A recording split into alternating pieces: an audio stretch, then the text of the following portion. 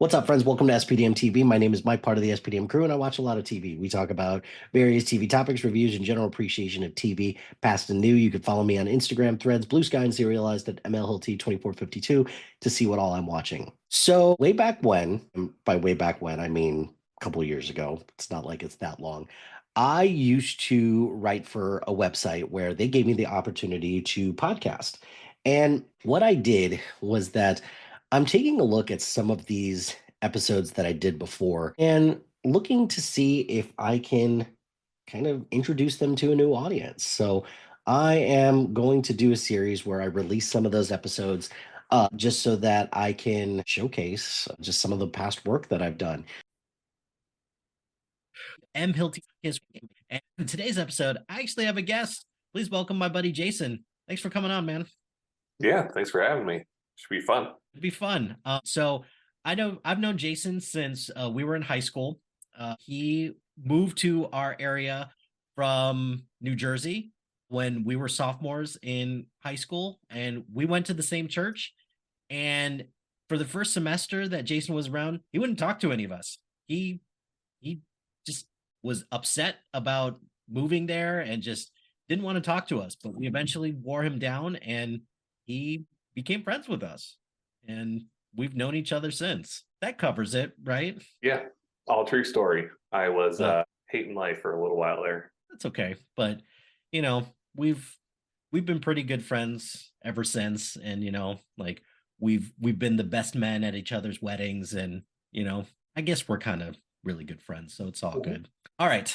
So it is March, and we are talking about The Office. So The Office debuted in 2005, which means The Office is 18 years old. Kind of a bummer that The Office is 18 years old. But Jason, tell me about how you first got into The Office. Okay, well, I am pretty sure that the very first episode I ever saw was the injury, and I'm not gonna lie, I don't exactly remember how I even stumbled upon the show or why I even stopped. But something about the pacing and just the general, just the general feeling around the show, just it made me stop.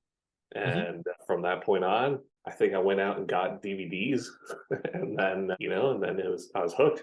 Yeah, this is one where the DVDs definitely came into play big time for this, because that first season is terrible. That first season is not very good.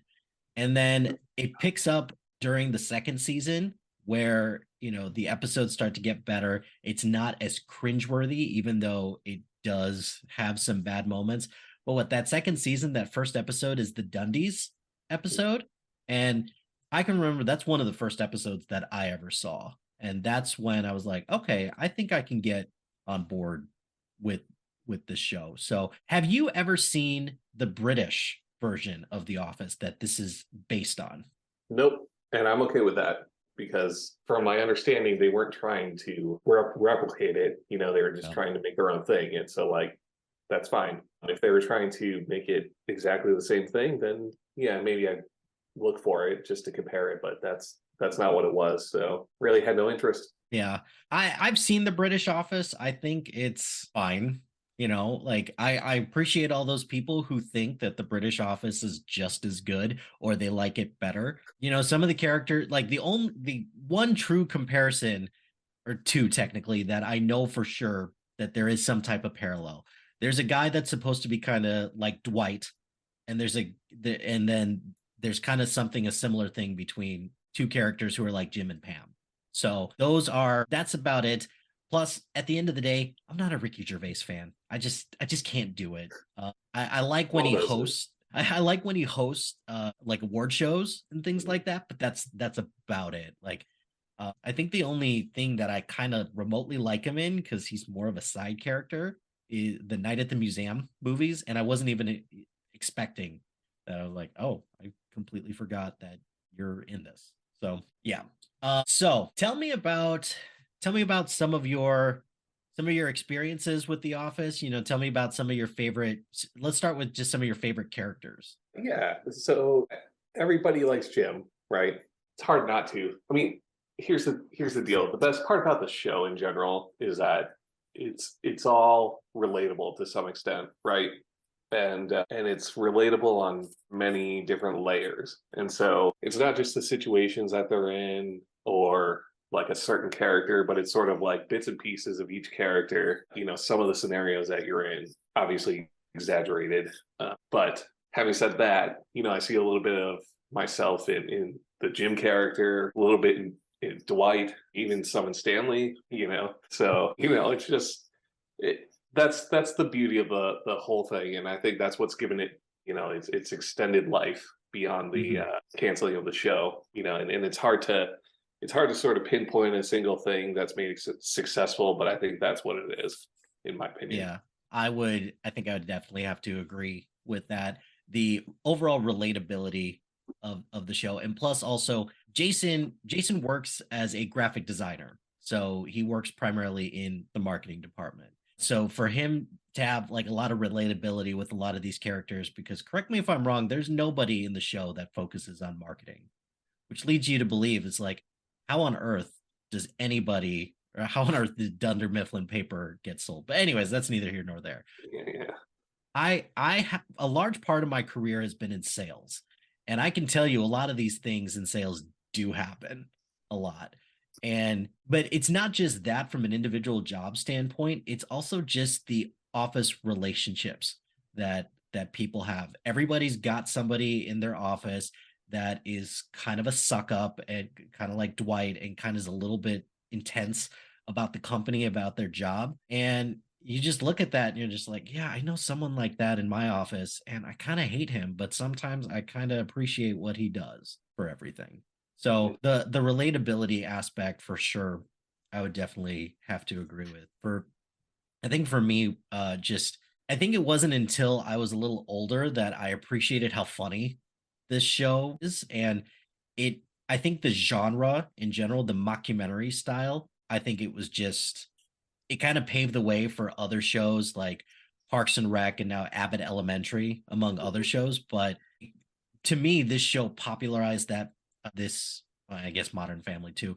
It popularized this genre, and I don't know, it's now even just one of my favorite genres of television ever. Yeah, and it you know, the style of shooting, it certainly enhances the relatability, you know, and it really, I mean, it could literally zoom in and focus in on like a certain emotion that you're supposed to feel, right? And so having the camera as a character in which makes you feel like you're the character, you know, like that is very interesting. But I mean, a couple of the filming director, I don't know what their titles are, but the camera operators, they came over from like Survivor, where they had to, you know, they had to shoot like that. Yeah. So it's kind of interesting how like the same type of filming can give you two completely different kinds of shows, right? Right.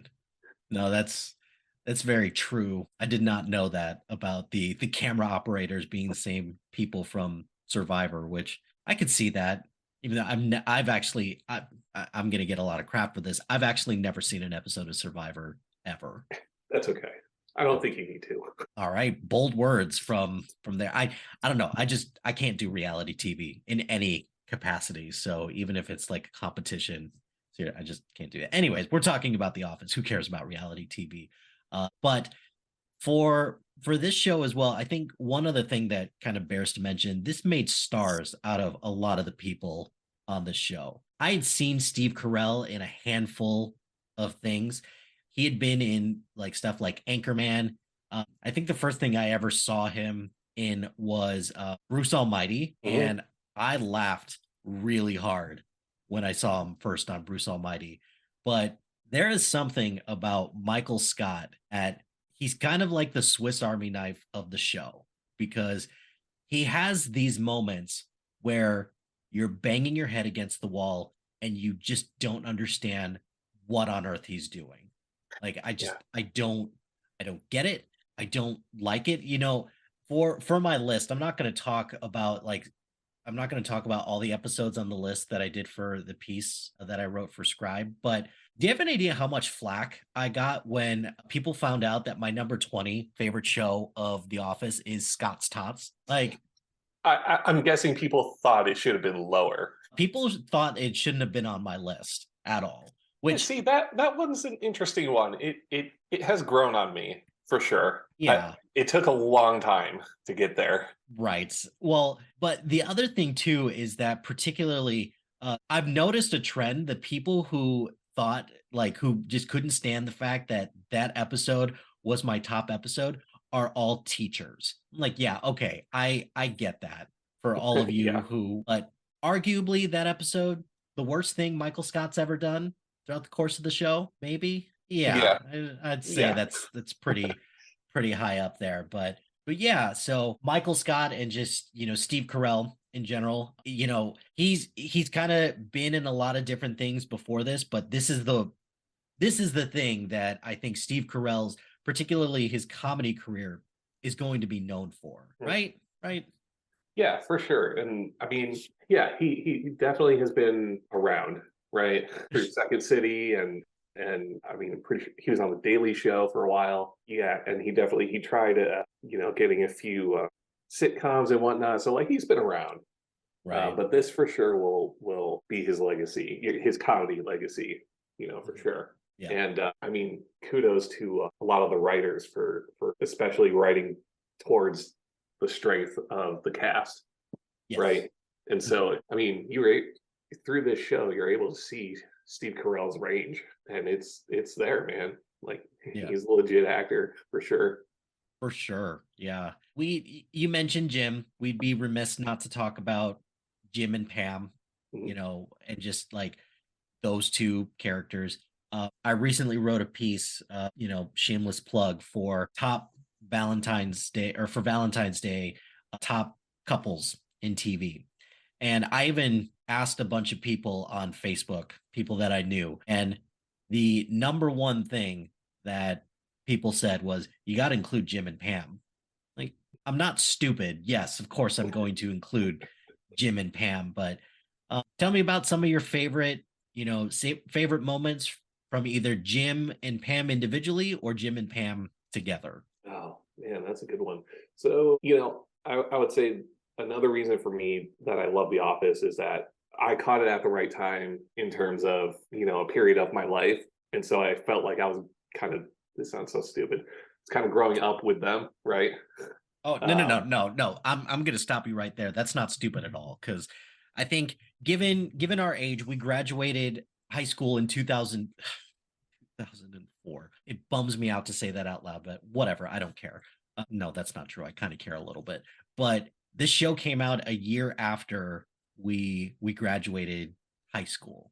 And if you look at the way that all of the characters look in seasons 1 and 2 and how they look in the final seasons, yeah, absolutely. It's like we grew up with them. Yeah. So I think just overarching and with that is that like for Jam, Pam Yeah. and Jim specifically, just kind of seeing their relationship arc and except for maybe, that last season or We'll get to those last 2 seasons yeah. soon enough. Yeah.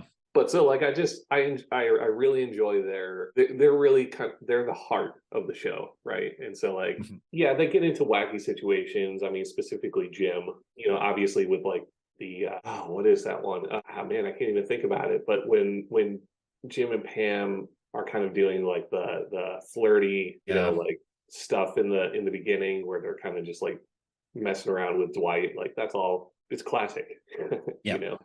For sure. Do you have a favorite prank that Jim ever pulled on Dwight? I know I'm springing this on you at the last Yeah. minute, and I didn't give you time to prepare, but No, do you no, have no. one I in mean, particular that stands out? yeah, one that stands out, it actually turned out to be a bittersweet moment for Dwight.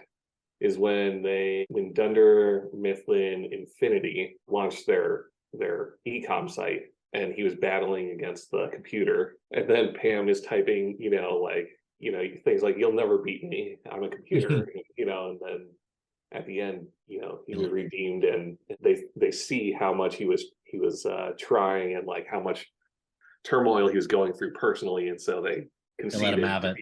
Yep. Yeah. No, I do love that one a lot. It's That's just so subtle and just like I would say just very underrated. Just that mean, there are a lot of layers there just within the characters, but then like now in the age that we're living in with AI, Oh yeah, for sure. so now it's just like, oh man, what if that could happen? That'd be I crazy. know that would be crazy. I think two of my favorite ones actually. It's not so much a prank that Jim did to Dwight. It's actually the other way around, where at the Christmas party, which again, another thing that we'll get into is these legendary Christmas parties that they did for. It's kind of like how Friends did a Thanksgiving episode every year. The Office was known for their Christmas party episodes, but there's one Christmas party where Dwight or Jim challenged Dwight to a snowball fight, and Mm, Dwight just let him have it. And the episode ends with Dwight building all these snowmen in the mhm. parking lot, and Jim and Pam just freaking out about trying to go. Like they think that Dwight's in one of them, and he's just sitting on the roof, just being like psychological warfare. Yep. Gotta love it. I think that's one where Dwight got the upper hand, and I love that. But I think one where Jim kind of got the upper hand, or just this one's a smaller one. But when Randall Park guest starred as just Jim's stand-in, and he was just in there, and just acting like Jim, Yeah. and Dwight was like, "You're not. Wait, you're not Jim." He's like, "Hey, thanks for not seeing that I'm Asian." And they did all the pictures, and Pam was Right. in on it too. And again, that's just something subtle. And for me as well, it just goes to show that the cold openings for a lot of these episodes are sometimes just as good as some of the whole episodes too. Oh yeah. I mean that prank was in the later seasons, right? Yeah. Yeah. That I will say that something that I sort of do and do not like about the later seasons is that they were like trying stuff, Yes. like they were like a little goofy. And Which so like in some cases like that prank, very funny.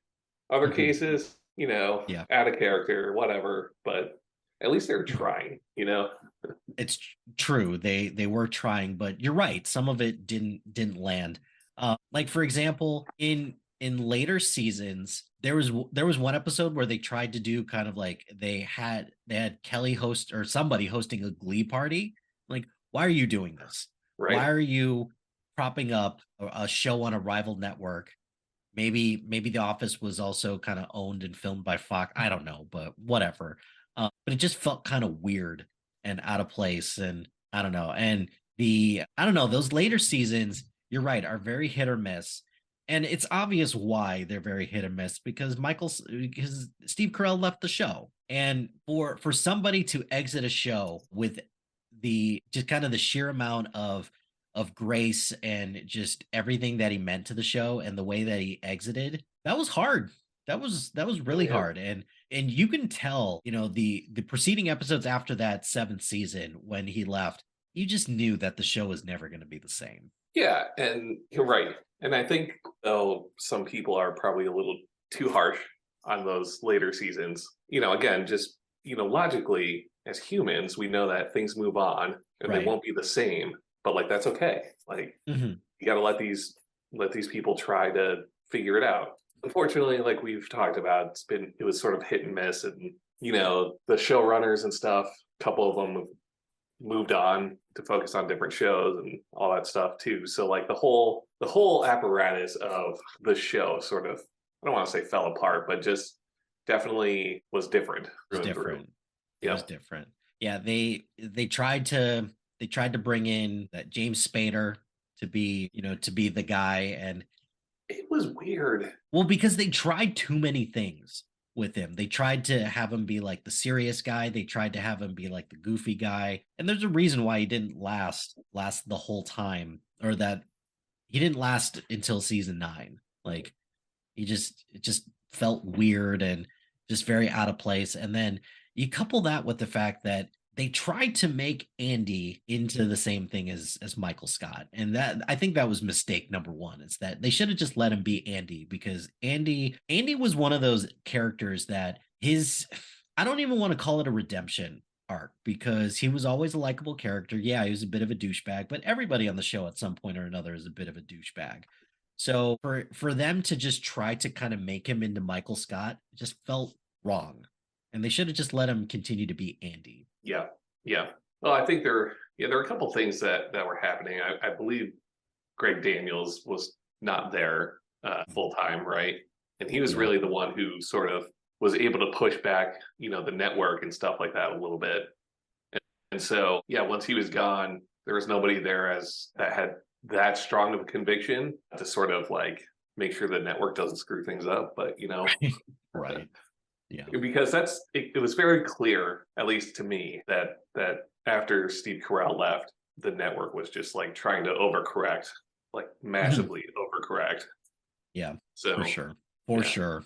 I definitely agree with that. We'll talk about two more things and then we'll get to our top episodes. So first thing is that other than your core four, let's call them. So your Michael Scott, Jim, Pam, and Dwight. Give me your favorite character after those four. Well, it's got to be Kevin. I don't know what it is about that guy, but like he just has his own energy, and I guess everybody in the bullpen there does.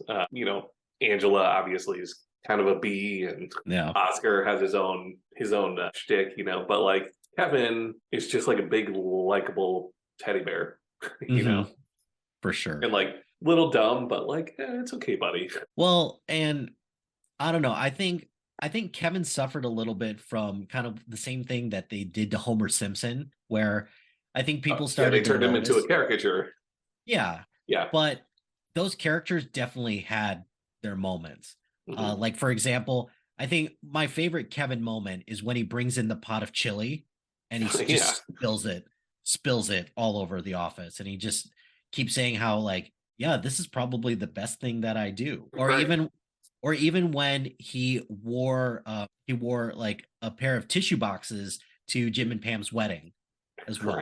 Just little things like that. Right, because they had to throw away his shoes because they were so stinky. Oh my god. Kevin's a great answer. I don't know why I didn't think Kevin would be a great answer. Toby's good. It's just that dynamic between Toby and Michael is great. And then obviously when the whole conspiracy theory that Toby is the Scranton Strangler, like I do love fun. that conspiracy theory. I don't know. I thought that was really interesting. But yeah, those are two good ones. It's hard to pick who I guess my other favorite characters are, because this is going to sound ridiculous, but just kind of hear me out on this. I think one of my favorite non-main four characters is Mose, because he's just so ridiculous. He's so out there. And the moments that he gets to shine are just hilarious. They're just so funny. But for me, it's a toss-up, because a character that kind of wasn't in it as much in the beginning, but then became a more prominent part of the show was Daryl. And Daryl brought a couple of things to the series. One, with the exception of like Oscar and Stanley, the show was a little too white at times. So to bring Daryl in as somebody who became like a manager and everything like that, I like that. I think Craig Robinson's really funny. So any chance to get him more opportunities, I definitely appreciated. And then I'm going to give a subtle shout out to Creed as well, because Creed's ridiculous. Thoughts? Yes, that's even for the internet, it's shocking. Oh yeah, for sure. Like that's one of the best lines. That's one of my favorite lines that's been said throughout the whole series. It's just like, wow, because the internet is you can find anything on the internet, so it's got to be that, Right. Love it. Creed is funny. That's a good one. He was not supposed to have a speaking role. No, he wasn't. And then he I don't know if he messed up or like somebody filmed him speaking and then forgot to edit it out or something. But and that was like early on, and so like they had to pay him, and they weren't planning on it. But that's how he sort of became a sort of regular or semi-regular. Semi-regular, yeah. Wow, that's ridiculous, but that also feels so just like Creed and everything like that. And I think I think that's the thing, you know, with the exception of Creed, because I think most people got a chance to at least shine in like a few episodes here and there. And there are some characters that became way more prominent as the show progressed. Like Angela got way more opportunities as soon as her relationship with Dwight started to revolve. And then she started, you know, messing around with a senator or state senator or whatever, and then all that. But I think that's one of the things that I really appreciate about the show is that they gave as it's a pretty large cast, and to give that many people time to shine, good for them. Good for them. Yeah, for Uh, sure. so so give me any of your final thoughts. You know, what's you going to be your lasting legacy of The Office? What's you know, what are you going to remember the most about it? Yeah, I mean, like I said earlier, it's just it hit at the right time for me, and sort of figuring out how I should be working in an office, and having those types of jobs, and sort of being able to fall back on this TV show that is showing me, it's sort of reflecting back on me and in my life, just more exaggerated. And so it's just sort of a nice, sort of comforting TV show in that respect. And then, I mean, like you said, all the characters were able to shine in their own rights, and nothing was ever really, well, I don't want to say this, but nothing was really mismanaged in terms of the characters for a long time. uh, Right. and so it was just they felt like people and not just characters. For So sure. For sure. Yeah. The thing that stood out to me with what you just said is comfort. It's a comforting show. And that's something that I wholeheartedly agree with. I love the fact that it was on Netflix for a long time, but I got Peacock solely for The Office. Like I don't watch very many things on Peacock. Well, now I do because I review TV shows, but I don't watch a whole lot of stuff on Peacock that I don't have to review. And The Office is was the only show on there for a while. Now there's Parks and Rec and a couple other ones, but The Office was the first one. And so there are shows that I binge pretty frequently. And the last time that I binged The Office, because I watch way too much TV right now, but the last time I binged it was right at the beginning of the pandemic, because that's when everything got shut down. They told people to stay home when there was still a lot to learn about COVID and there's a lot of uncertainty and people were scared. Watching that show, it provided me a little bit of comfort that we could eventually get back to that point. And quite frankly, we haven't yet. And it just reminds me of a time where it's like, yeah, going into the office and some of those people are your best friends. This sounds a little morbid. I'm not sure we're ever going to get that back at this point. And yeah, no, I th- hear you. there's something about The Office that just kind of brings me comfort in watching shows like that. And it's unfortunately probably going to be a relic of the time. It's like, yeah, like you remember when you had to go in the office 5 days a week, and Mhm. these people you're here with them more than sometimes your own family. Like Yeah, it's a bit of a bummer, but at the same time, this is like a comfort show for me is a show that, hey, if I need to laugh, if I need to cry, if I can't figure out what show that I want to watch, The Office is pretty high up there in terms of a yeah, show that I'm going to it's got watch. everything. Yep. So, Yeah, well, those are some of our thoughts on The Office. We're going to talk about some of our top episodes. I think Jason, you and I decided we're going to just talk about five, but for sure we could talk about we we could probably talk about way more, but let's just start with our five. So, just give me your number five and we'll talk about it for a second and then we'll kind of just go back and forth. yeah. The Injury, season 2, episode 12. Because as I said earlier, I'm pretty sure that was the first one I ever saw, and so you got to keep it on the list. For sure. So, but it's such a funny situation to be in. Like the whole point, the whole reason Michael got injured because he grilled his foot on a Foreman grill because he wanted to have bacon in the morning. And so it just like, what on earth? Nobody does that. But one of the funniest things is that he has a talking head about it. And it the way that Steve Carell did this talking head made it seem like he had been asked this question 500 times and is like tired of saying the answer, because he's just Mhm. like, look, I want to wake up and have bacon in the morning. And, since I don't have a butler, I have to do it myself. So he's like annoyed with the whole thing, and that like he has to talk about it again and again because nobody seems to understand why this is weird. Right. No, that's a good one. It didn't even make my top 20, but I do appreciate that one for sure. That's a good one. And I like the fact a sentimental pick for you. It's your introduction to it. So my number 5 is the dinner party episode. So season 4, episode 13. This is around the time of the show where we kind of started to focus a little bit more on people's lives outside of the office, which granted the bulk of the show still takes place in the office. And it's obvious that these people are close and everything like that. But having Michael and his partner at the time, Jan, which boy, of all the people on the show that Michael dated, Jan's definitely up there in terms of she's among one of the craziest. But just how horribly awkward that dinner party was as soon as they got there. And I love that song that Jan's assistant has. It slaps. Fight me on that, but it's just so horribly awkward, but I love it.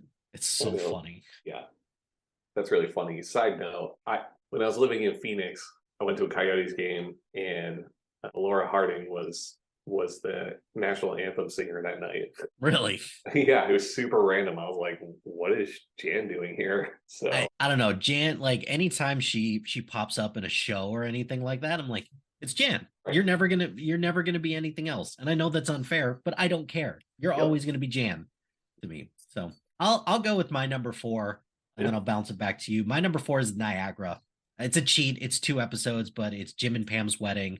Yeah, it's tricky because there's two ways to think about how you handle a will they won't they couple. You could do it how they did it in Friends, where they bring them together and then they kind of mess with their relationship throughout the course of the show for them to eventually end up together at the end. Spoiler alert! Sorry, yeah, Ross and Rachel end up together in the end because of course they do. Yeah, I've ruined the show forever for you, even though the show has aged poorly. But what they did with Jim and Pam was that those first 3 seasons, I think that is the way that you do will they, won't they, where you build up their relationship and their friendship throughout the course of the show. You get to know them. And then when you do find out that they're eventually together, you're just like, yes, finally. Yep. And sure, some of the dynamic of the show changes after that, because then it's like, okay, what else is there left to do for them? Well, it turns out there's still plenty for them to do, because then, you remember a lot of the stuff between Jim and Pam. I remember the first time that Jim said that he loved her. Like, oh, that's on my top episodes too. Not quite as, actually, okay, that's not true. Well, we'll get to that later.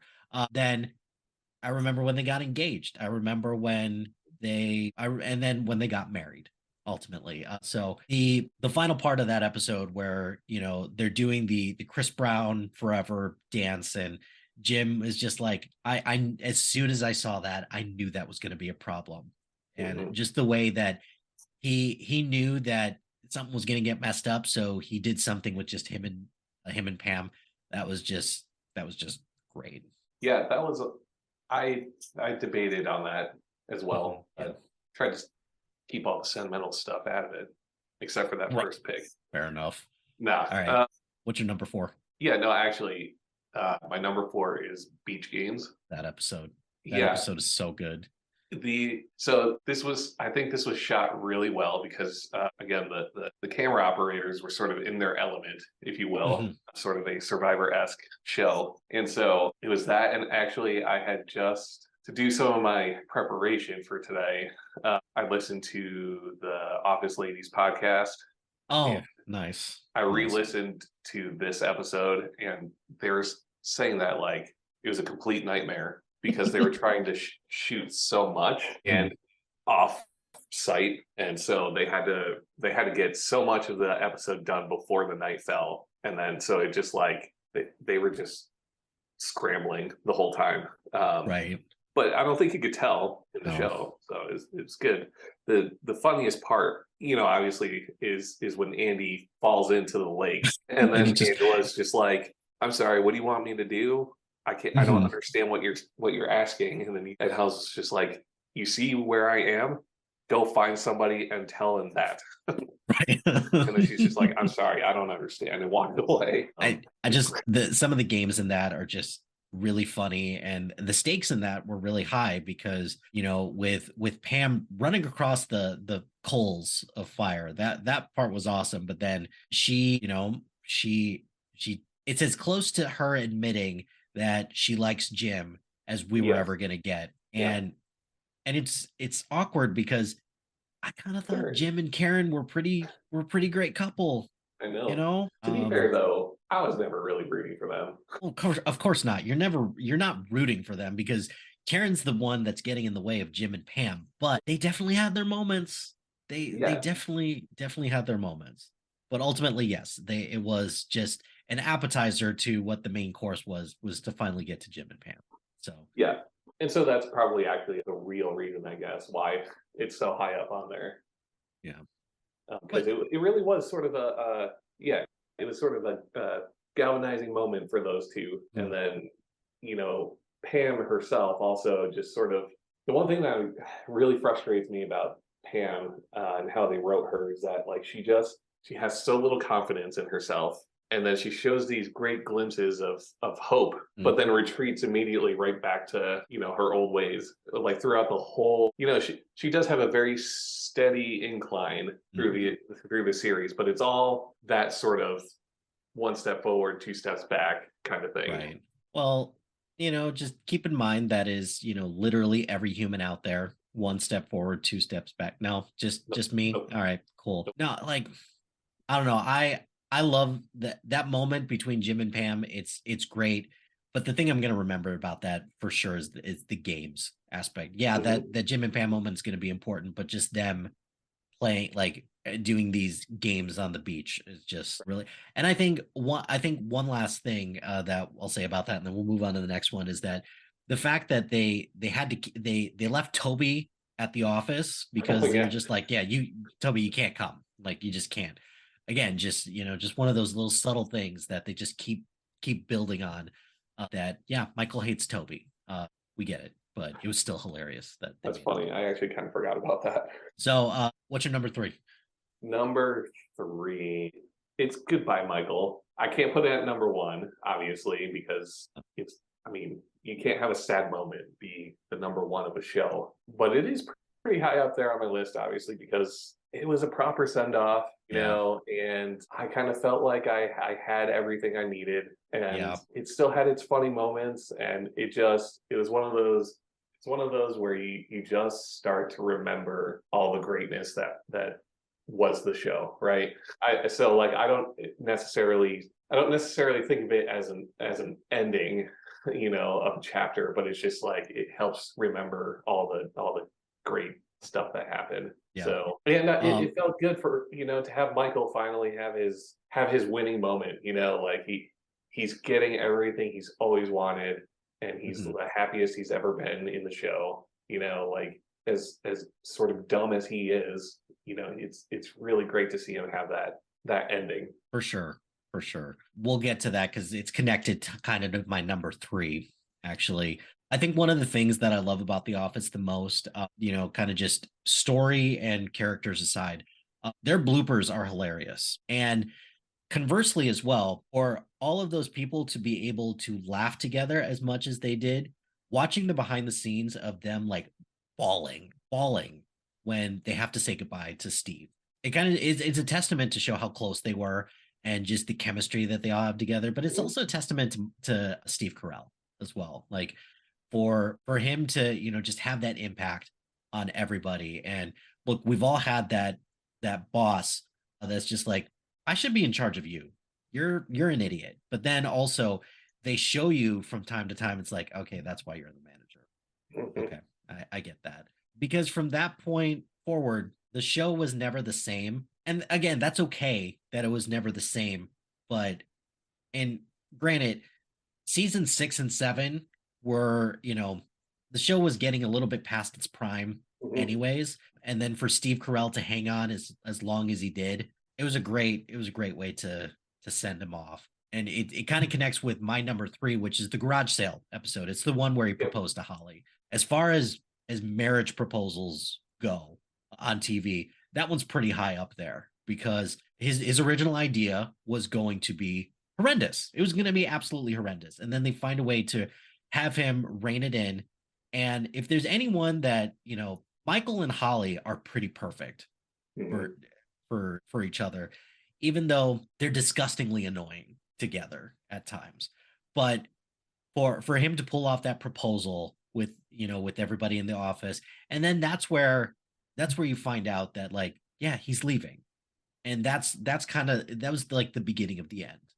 Because then you have like his final Dundies, like, them singing that song, and then I just, that line at the end of that one where they sing that song to him, he's just like, this is gonna hurt like a mother. Like, yeah, that you're saying something that all of us are thinking right now. But that when he proposed and when he said that he's leaving, that was just the beginning of the end, and it just emotions are stupid. So my number 2 is Office Olympics. Kind of connecting with your beach games one, because we've all been there when there's no manager around, there's no assistant manager around. What are you going to do? You're either going to be productive and have the best day of work, or you're going to dick around the office. And they, that's what they did. And it was great because we've all been there where, you're just with a group of people and, you just kind of mess around. And those are sometimes the best days to be at work. So that's why I love that one. That one's just, I just love that one. And it comes back. It's an episode that comes back pretty frequently for callbacks as well. It can, like, hey, I still have my medal from that. It's like, that's cool. That's an episode so early on. That's season 2, episode 3. That's like literally, that means that they hadn't even reached 10 episodes yet. And for it to have that longevity, I think is really cool. Yeah, it's fair. That's a good pick. It's I would say that one feels very dated to me. Yeah, like more so than a lot of the other early episodes for some reason. And I can't quite pin it yet, but it feels dated because it is dated. For sure.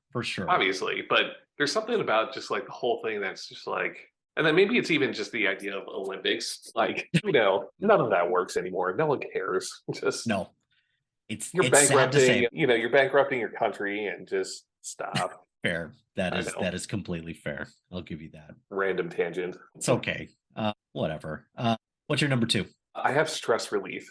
Yeah. Oh. So for me, this is really like peak Office. And obviously the beginning, Dwight lights a friggin' fire, locks all the doors, and like everybody has to try to get out, right? And so it gets like super chaotic and everyone's losing their mind. Oscar jumps up into the ceiling, and then you got the famous save Bandit, and Angela throws the cat up in the ceiling. Right down he comes on the other side. Oh my God. So like that's just classic. But then as everything settles down a little bit into the episode, just the fact that Michael starts to realize that like he's the reason that everybody is so stressed out, it's just like, I don't know. It's one of those weird, funny growth moments that Michael has. And then the idea that, I don't know, the idea that another human can stress you out so much, like it's crazy. Yeah. And then obviously when Dwight, takes off the face of the mask and the mask. Yeah, that one's great. So like there's just a lot of really funny stuff in it. Dare I say that's probably the best cold opening of any of the entire series. I think for me, a sentimental pick would be the one where they do parkour. Oh yeah, that one's pretty funny. I think that's just ridiculous, but that one is it just set a gold standard for what a cold opening could be. And I think the only show that kind of ever came to the heights of doing a cold opening really well is Brooklyn Nine-Nine. But even then, it's not nowhere near as good as or consistent as what The Office did. So, yeah, that's a great pick. Anyways, what's your number 1? Dinner Party. Yeah, I just so this was like one of the first times, right, where you get to see life outside of the office. Yeah. But just the this was another one that I didn't particularly like when I first saw it.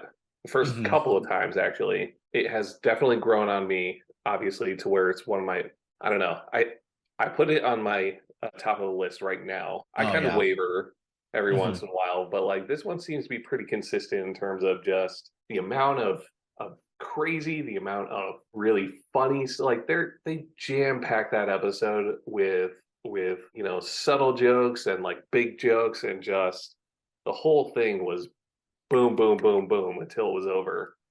And so like it had a different pace Mhm. that, from the rest of the show. And I like that a lot. It was very engaging through the whole thing, even when the part where they were all just sitting there quietly on the couch and nobody was doing anything. Like that was still hilarious because I don't know, we've all been to, you know, parties like that where it's just like, oh, well, now what? Right. Right. So yeah, then obviously Hunter's song, the snip snap, breaking the Dundee on the plasma the On plasma the TV. plasma. I sold TVs for a little while in college, and that joke that TV just gets me every time. Every time it's Uh, only this big, and then he's just like he's so proud of it, and yeah, then he's like, look, if you need room, you just put it in, and it goes in yeah. like half an inch. That's another one where the bloopers for that episode are fantastic. They talk about that a lot, about how it's really hard to keep everything together, and I can't believe we've gone this long without even mentioning the fact that that's what she said joke, although not new because of or not didn't wasn't created by this show, but popularized very much Yeah, by the show, and that this episode has probably one of the best "that's what she said" moments, just because of the context and just the fight and everything like that. It's like any opportunity for Steve Carell to get that in, just he's going to take advantage of that. And that one was just that's so true. They're in the middle of this fight, and he's just like he can't help himself, right? yeah, Yeah, that it's such a train wreck. right. But yeah, no, I mean that one is consistently funny for me. So I know a lot of people probably would not agree with that, but No, I disagree. I think a lot of people would agree with that, because something that came up a lot when I first created this list, because this list is about a year old and it's out of order now. So because how I feel about some of these episodes has changed. So that's something else that you brought up, is like it's number one for now, but it probably is going to change. But something that a lot of people said was Dinner Party was too low. It was number 7 originally on my list, and like it needs to be higher. And it's already creeping up my list. It's already what, like 5 or 4? I don't know. What does that say about my memory that I can't remember if I put it at 5 or 4? Anyways, so my number 1 is the finale. Like, I not very many shows can stick the landing for the finale, and I think I appreciate the finale a lot because, one, they resisted the urge to give the show back to Michael, and the I think the cameo that he did was perfect. Just something that was something good. small, and everything like that. I think the way that they brought them all back together for not only Dwight's wedding, but the the panel as well, which I have conflicting views about how they reintroduced the mockumentary or the documentary. Yeah, Because that final season, when they kind of like focus a little bit more on like, hey, this is a documentary. It's like, here some of the behind the scenes people. I feel kind of weird about that. yeah, but again, they were trying something, right? Yeah, very You much know, so. but Going a little bit more meta than. unfortunately, at that point in time, though, I kind of forgot that it was supposed to be a documentary. You know what I mean? Yeah, So for sure. I completely agree with that. And to this day, Modern Family never did anything where it was like, hey, are we ever going to see this documentary? Like, they didn't care. mm, Same thing with Parks and Rec. And I don't know, I'm a little behind on Abbott Elementary, so I don't know if they were ever going to do anything with that, but it's still, they tried it, hit or miss, but give them credit for that. And to me, one of my favorite lines of any TV show ever is in this finale, when Andy's talking about how, it's weird when I was working here at Dunder Mifflin, I was talking about how all my Cornell friends, but now I've got my dream job at Cornell, and everything's going great. And now I'm still thinking about all the people from my past, but this time it's all my friends from Dunder Mifflin. It's like, I wish that there was a day, or I wish that there was a way to know that you were in the good old days before you've left them. It's like, I was like, wow, that's great writing, great delivery on Ed Helms' part as well. And it's just a perfect way to encapsulate what the show meant to me as well. And also, I'm pretty sure we watched that episode together as well. And that was one where it felt weird saying goodbye to it, even though I think you and I can both fully admit the show was way past its prime. And it probably should have ended maybe a season before that. But I don't know. I think it's one of the best series finales of all time. And I think that they did a really good job with it. Yeah, that's a good point. For a long time, I've always been sort of been cynical towards that episode. Just it for a long time, it sort of felt unearned. A lot of it, and like I just couldn't get For past sure. that. And for sure. As I'm getting old, just perspective changes, right? And so it was just as consistent as the whole series in that if it doesn't catch on right away, just give it time, and then you'll come to appreciate all the subtlety, everything that it gives to you, which is pretty much what Ed Helms said and what you have talked about is why you like it. And it's just you're in the good old days and then they're gone. Do you have any one or two honorable mentions that you just want to, just didn't make my list, but I still want to at least mention them and just be like, yeah, quick sentence about why they just, why it's still up there on your list, but it barely made the cut. Yeah, so The Job, the episode right after the Beach Games, it was a toss-up between those two, but ultimately Beach Games was just funnier. But again, it was just sort of it was that moment for Pam and Jim, and the payoff was there. Gossip I thought was always pretty funny. Gossip's on my top 20. Love that episode. Yeah, and the one where Michael outs Oscar. Oh yeah, the gay witch hunt episode, right, and also Fun Run. Like those are all sort of top 10. Gay witch hunt has not aged well at all, but that does not change the fact that it is still one of the funniest episodes of The Office ever, and also a good for you moment for Oscar for doing that. The moment where Michael tries to kiss Oscar and just he's just resisting so much. Those are all good ones. A couple other honorable mentions that I'll throw out there. The Golden Ticket episode, again, just great idea, horrible execution, which should be really in reality the name of the show. Good idea, poor execution for a lot of these ideas that they had within The Office. So a personal sentimental favorite of mine is Dwight's speech, where he has to he wins Salesman of the Year. And he has to go to this big convention and give a speech, and Jim coaches him with tactics for doing speech for Mussolini, and just him banging on the lectern and everything like that, and everybody's just eating it up, and it just blows up in Jim's face. I love that so much. And then one more, I guess, I don't know, like it sounds kind of like a cheat to say all the Christmas parties because they all have their moments and everything like that. So I'll just kind of mention just in general the Christmas parties. I think the last one that I'll say, I guess the last one I'll say is the kind of one that I was talking about earlier, the one where Jim and Pam go to the one where they talk about money, and Jim and Pam go to Dwight's beet farm when it's a bed and breakfast and everything like that. And the ending of that is really good when Jim goes like, yeah, let's go to that new Italian place. It's like, yeah, in fact, I'm in love with Italian. I was talking about Pam, like, oh, this is freaking adorable. But the just going to that one kind of has a little bit of everything because you've got Dwight reeling from his relationship with Angela ending, and Pam and Jim kind of like supporting him through that, and just the shenanigans on the farm. But Also, the one other side story that kind of gets left behind is that Michael's pretty much broke, and he declares bankruptcy by saying, "I declare bankruptcy," really loud. Exactly. And that was kind of a moment where it's like, maybe Michael and Jan could kind of go the distance. And then the dinner party happens, and you're like, no, they can't. No, not at all. Yeah. So yeah, those are our thoughts on The Office. Like Doc M. Jay will. Cool.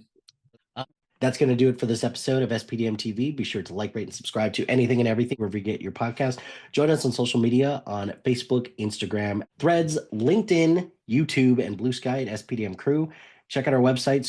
Check out our website at com. Shout out to High Flyer Creative Studios for making our awesome logo. Greatly appreciate their support. And if you have any creative needs, contact them at highflyercreative.com. Check out the other shows on our network. We've got a lot of great content on there, and I'm really proud of the work that everyone's doing. We've got a ton of different things that you could ask for. So check out the other shows on our network. And if you've got a podcast idea or you're interested in being part of the SPDM crew as a guest or collaborating, email us at gmail.com. Until next time, happy watching, friends.